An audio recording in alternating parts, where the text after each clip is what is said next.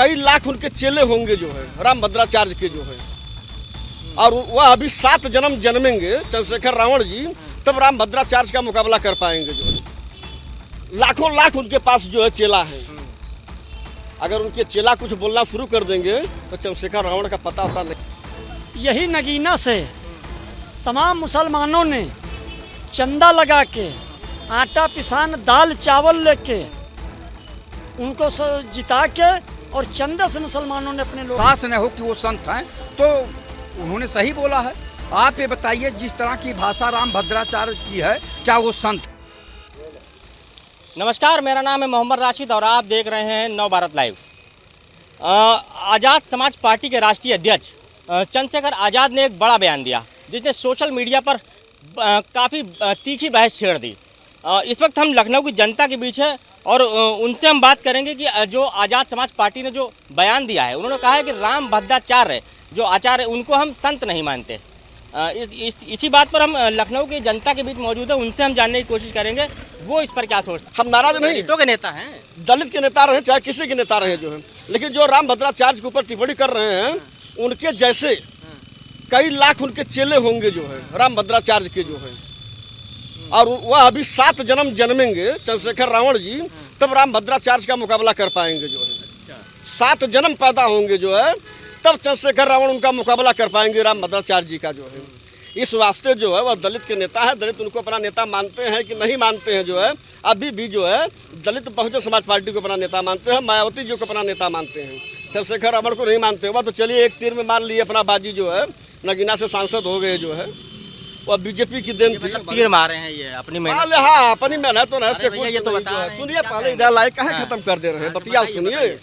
इस वास्ते जो है, हाँ कवर करिए ना, चंद्रशेखर रावण जी का यही बोलना उनके लिए बहुत बड़ा घातक बन जाएगा जो है। इस वास्ते किसी संत महात्मा के ऊपर जो है ये गलत टिप्पणी चंद्रशेखर रावण जी न करें जो है, कि ताकि उनको जो है संत समाज का जो है सपोर्ट मिल रहा है, इनको जो है रामभद्राचार्य जी की तरफ से उनको कटाक्ष करना शुरू कर दिया जो राजनीति का मामला है। और हम लोग यही कहना चाहते हैं चंद्रशेखर रावण जी से, आपके चैनल के माध्यम से, कि रावण जी ये सब बयानबाजी जो है मत करिए। आप जैसे लाखों लाख उनके पास जो है चेला है, अगर उनके चेला कुछ बोलना शुरू कर देंगे तो चंद्रशेखर रावण का पता होता नहीं चलेगा जो है। बाप इनसे पूछिए। चलिए, इनका जो है बता रहे हैं कि अगर उनके तो काफ़ी चेले, आप बताइए क्या कहेंगे। ऐसा है, जिसका जो काम है, अगर वो व्यक्ति वही काम करे तो अच्छा लगता है। वो राजनीति करे तो अच्छा लगेगा। और राजनीति में जन समस्याओं पर बोलें, रोटी कपड़ा मकान चिकित्सा से। ये भी कोई राजनीति का हिस्सा हो। अरे पूरी बात तो सुनो। हाँ, बताइए।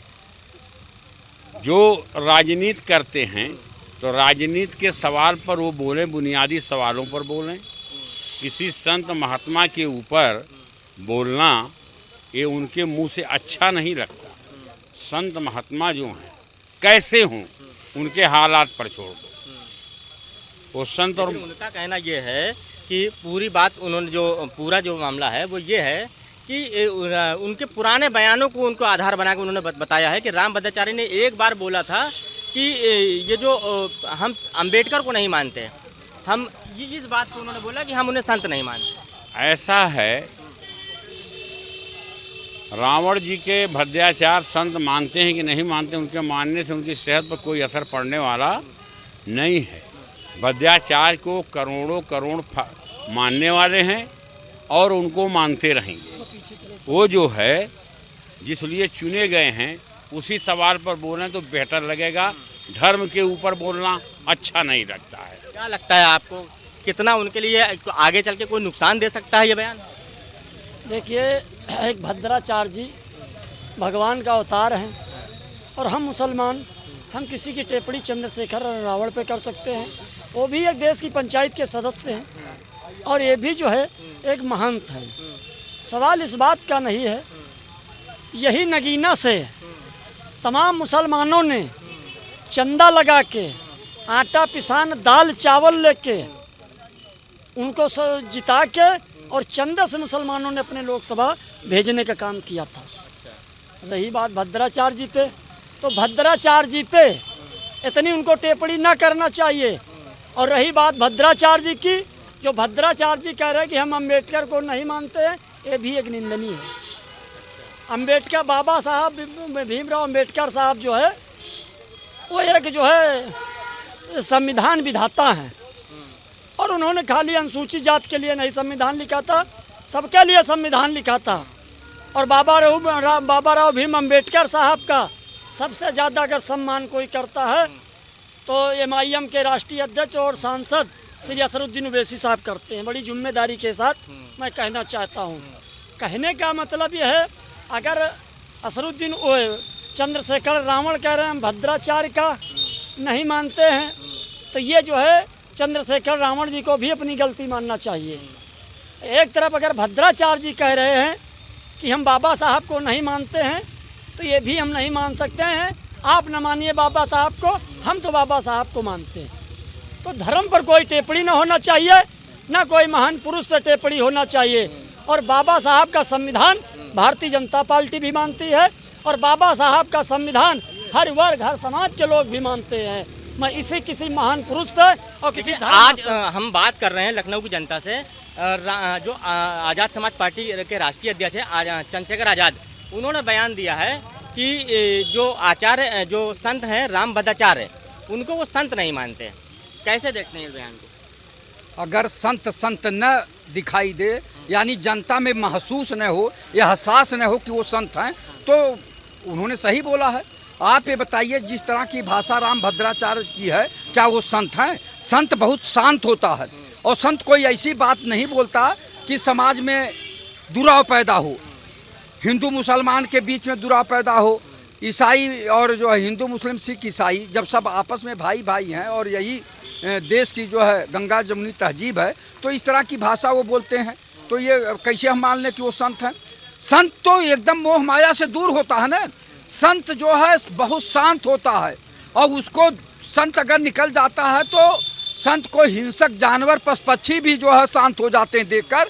इंसान की क्या बात है? तो अगर जो है वो बोल रहे हैं तो सही बोल रहे हैं, वो उनके दिमाग में आया होगा कि ये संत नहीं है। अगर संत होते तो उनको गुस्सा क्यों आता है, और अन्य लोगों पे क्यों इस तरह की भाषा बोलते हैं रामभद्राचार्य जी? तो रामभद्राचार्य जी के अंदर जब घमंड आ गया तो संत कहाँ है? अगर घमंड में अनाप शनाप बोल रहे हैं तो संत नहीं है। देश संविधान से चलेगा, कानून से चलेगा, और वो लोग सोचते हैं कि मनुस्मृति से चलेगा, तो कैसे चलेगा भाई? चलिए, ये तो बता रहे हैं कि देश संविधान से चलेगा। आगे उन्होंने चंद्रशेखर जी ने ये भी कहा कि हिंदू धर्म में मान्यता है कि जो पुराने जो पाप होते हैं उसका बदला अगले जन्म में मिलता है, इसलिए उनकी आंखें इस तरह की हैं। ये उनका बयान है चंद्रशेखर जी का। आप कैसे देखते हैं? ऐसा है, धर्म का काम धर्म वाले पर छोड़ दो, किसका क्या होता है हाँ, सही। उसका मतलब बारे में बोलना रावण जी का ठीक नहीं है। हाँ, या तो धर्म में चले जाएं, साधु संत हो जाएं, इस्तीफा दे दें लोकसभा से, तब अगर धर्म की बात करें तो ठीक है, हैं? और हमारे जैसे चंद्रशेखर रावण जैसे लोग अगर धर्म की बात करते हैं तो अच्छा नहीं लगता है, गलत है। अभी तो आपके सामने एक भाई साहब बात करके गए हैं कि उन्होंने बिल्कुल सही कहा। अब ये तो अपनी अपनी नज़रिया है, हम तो नहीं कह पाएंगे। ना हम किसी महान पुरुष पर उंगली उठाएंगे, ना किसी साधु संत पर उंगली उठाएंगे, क्योंकि हमारा लेवल ना बाबा साहब के बराबर का है, ना स्वर्गीय बाबा राव भीम अम्बेडकर साहब के बराबर का है, ना हमारा लेवल भद्राचार्य जी का है। बाकी ये हम फिर कहते हैं कि भद्राचार्य जी को भी ना ये कहना चाहिए कि हम बाबा साहब को नहीं मानते हैं, और ये ना उनको जो है चंद्रशेखर रावण जी को कहना चाहिए कि हम भद्राचार्य जी को नहीं मानते हैं। अगर हिंदुस्तान का संविधान चल रहा है तो हिंदुस्तान तो खैर सही बात संविधान से चल रहा है, विचारों सिद्धांतों से चलता है। राजनीति में विचारों सिद्धांतों का विरोध होता है, तलवार का विरोध नहीं होता। तो कहने का हमारा मतलब है बाबा साहब का भी सम्मान होना चाहिए और भद्राचार्य जी को भी सम्मान होना चाहिए, और किसी का एक भाई बंदगी और एक शिष्टाचार की राजनीति होना चाहिए। राजनीति जो है आग में घी डालने, आग में जो है घी छिड़कने वाली ना होना चाहिए। और रह गया सवाल, यही एक नहीं रावण जी एक तब के लहू से निकले हैं, मैं उनका सम्मान करता हूँ। आप देश के पंचायत के सदस्य हैं, तमाम मुसलमानों की समस्याएं हैं, तमाम अनुसूचित जाति की समस्याएं हैं। आज आप उत्तर प्रदेश के सांसद नहीं बल्कि उत्तर प्रदेश के आप मुख्यमंत्री भी 27 में संभावना है आपकी। आपका जो असरुद्दीन ओवैसी साहब का गठबंधन होने जा रहा है। इससे बड़ा उत्तर प्रदेश में नई दिशा और नई दशा और नई ऊंचाई दिखाई पड़ रही है। तो रावण जी एक लीडर हैं और रावण जी का एक जो है गरिमा में और एक जो है विचारधारा पे और एक शिष्टाचार पे बोलना चाहिए। आने वाले समय में मुझे लग रहा है पल्लवी पटेल जी का और असरुद्दीन ओवैसी साहब का और चंद्रशेखर रावण का तीसरा मोर्चा जो है एक नए विकल्प में उभरेगा। और तीनों लोग जो है संविधान के मानने वाले हैं, तीनों लोग पढ़े लिखे हैं और तीनों लोग जो है तब के लहू से निकले हैं। तो रही बात जहाँ तक इस तरीके की, तो इस तरीके की न भद्राचार्य जी पे टिप्पणी होना चाहिए, न बाबा राव भीम अम्बेडकर साहब पर टिप्पणी होना चाहिए। मैं यही कहना चाहता हूँ, दोनों का सम्मान होना चाहिए। इसलिए मैं मुसलमान होने के नाते मैं जो है दोनों का सम्मान करता हूँ। भद्राचार्य जी का भी सम्मान करता हूँ, बाबा साहब का भी सम्मान करता हूँ और चंद्रशेखर रावण जी का भी सम्मान करता हूँ। क्योंकि हम लोग जो है इंसानियत को मानने वाले हैं, संविधान को मानने वाले हैं, बड़े छोटे हिंदू मुस्लिम को मानने वाले हैं, इस्लाम और सनातन को हम लोग मानने वाले हैं। तो इसलिए हम लोग जो है गलत टिप्पणी नहीं कर सकते। चलिए, हमसे बात करने के लिए बहुत धन्यवाद। तो ये थी लखनऊ की जनता जिन्होंने हमसे बात की। कुछ लोगों ने इस बयान का जो दो लोग हैं जिन्होंने समर्थन किया, बाकी ज़्यादातर लोग ऐसे हैं जिन्होंने इसका अपमान सही नहीं समझा। हालांकि ये देखना काफ़ी दिलचस्प होगा कि उत्तर प्रदेश की राजनीति में नया क्या मोड़ आएगा इस बयान से और 2027 के चुनाव में चंद्रशेखर रावण पर क्या असर पड़ेगा। लखनऊ से मोहम्मद राशिद, नव भारत।